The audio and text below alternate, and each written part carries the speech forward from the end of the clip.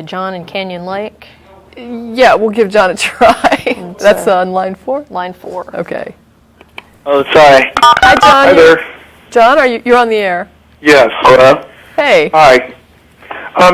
What I would like to say is, number one, you were talking about conspiracy theories and the Big Bang, and it's funny because here's science, and it pushes forward this definition of the Big Bang, and yet science has also proven that sound doesn't carry in space in a vacuum. So really, I think it would more or less be called the Big Flash, wouldn't it? Well, the Big Bang wasn't the original name of the theory. That was actually proposed by, I guess, was it a detractor? Yeah, it was meant to be. It was meant to be kind of like making fun of it. Yeah, it was part of a debate. It was meant to be making fun of it. So. Well, I just thought ironic that science's explanation, the name of it itself is kind of a catch-22 scenario. But besides that, the reason why I called is because I feel like atheism as a whole is kind of like a white elephant in the room. It seems that the movement is very small. The groups that are out there, they don't seem to have much organization or money to advance their deals, and their deal is non-belief. That's almost something not even to promote, but at the same time, it's dealing with the issues of the majority, which is the religious Christian population of our country, the United States. And basically, it's kind of difficult to accept being an atheist, first of all, because you have to take a step back from the general concept of reality, which is there a guy in heaven who cares about us and is going to take care of us and look after our needs, and after we die we go to a better place?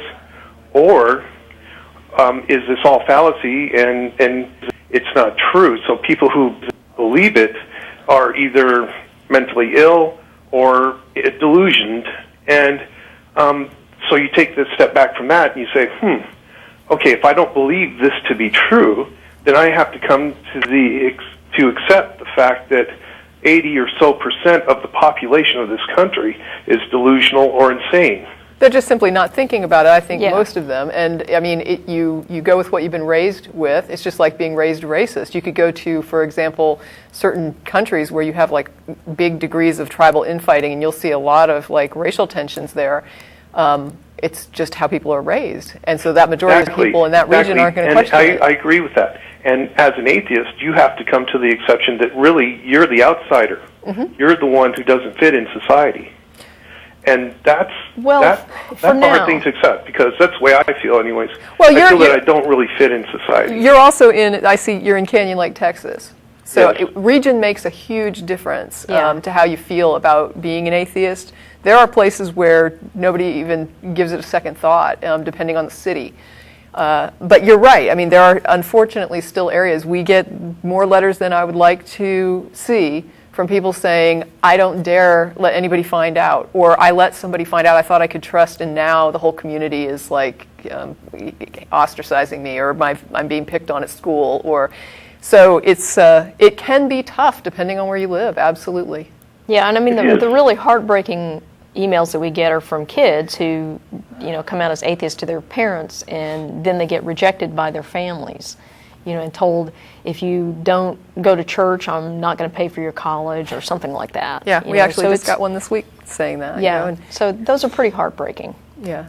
Yeah, it is, and you feel under this immense pressure that whenever you're in society, you go out to make friends or whatever, and it seems like religion is always brought into the equation of any friendship or any association that you have with people, and you really have to be careful about how you respond to the questions that people ask you, because it can result in them alienating you from their friendship, or all kinds of things, which I'm sure you're all aware of and everything. Yeah. But it's just, I'm just amazed that there is not more interaction on the part of the community, the atheist community, as you call it, or the free thinker community or whatnot, to go out and organize to create more social Well, networks. there are some. I just had jotted down CORE. The Coalition of Yeah. Reason is a national network that's being very, very aggressive in going city to city and promoting all. They're like supporting all sorts of moves towards marketing and advertising and putting on bus ads and billboards. And a lot of times when you see articles on the internet about a billboard going up in a city or a bus ad going, it's the Coalition of Reason that has come in and is promoting this. So there is if you want to support something like that, that's doing something like that, you might check out their site and just see if that's something you could get behind. Well, and I would love to even wear a T-shirt, but I'm afraid I would get shot. well, the other thing is that we just had the Texas Free Thought Convention in Dallas just this past weekend. Last weekend, I was there. It was well attended, extremely well done. So all the freethinker and atheist groups in Dallas, great job. And it's going to be in Houston next year. So you might want to think about looking that up and attending that, because I think you would come away with a different view of what's happening, especially in Texas, in the free thought and secular groups. Yeah, I feel a little bit for John, though. I mean, I understand that he can attend these events, but I think what he's saying is that in his day-to-day life, living in a it's small pretty city tough. in Texas. Yeah, my wife is a Christian. There you friend. go. Yeah, there you go. You know, It's not and easy. my people that work for me, they're Christians, and anything, it seems like anytime you want to discuss the topic, you get shut out, or whatever the case is. But you know, it's just very frustrating because I feel like I'm an outsider, that I don't belong, and that I feel like I live in an insane world, which kind of bothers me. Well, I mean, one of the things that people use sometimes to cope with situations like this, and that you might want to try this, is basically take on the role of the anthropologist. So when they start talking about this stuff, you can just ask them questions about what they believe and why they believe it. You know, don't challenge their belief or anything, just ask them questions. And this I do quite often. Yeah, and then you know, the other thing is a lot of people started a blog because they didn't have any other outlet. You know. And then it's kind of confusing for kids. You know, you're trying to raise kids. Mm-hmm. One parent is Christian, one parent is an atheist.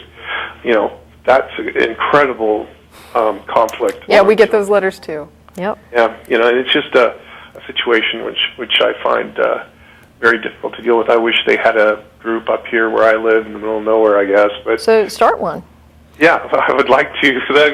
You just don't know how to go about it. That's the only thing. You know, if you get identified in a small community, you might be signing your death. Yeah. Well, there are code words, I guess, you can use, like free thought group or skeptics group or Secular a group, humanist yeah. group, or I mean, if you really don't want to come out and say, you know, atheist group or something like that.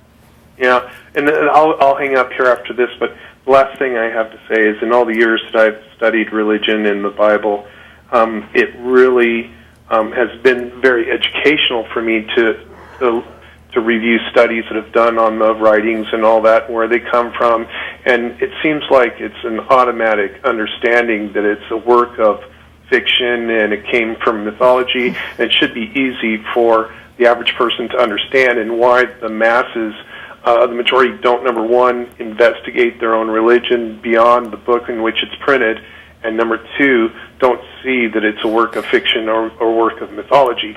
It totally amazes me. Well, they're told not to look. Well, I was going to say, the closely. answer to number one is indoctrination, and the answer to number two is the same as the answer to number one. Yeah. Yeah. Okay, well, thank you so much. I really appreciate it. All righty. Thank you. Thanks for calling.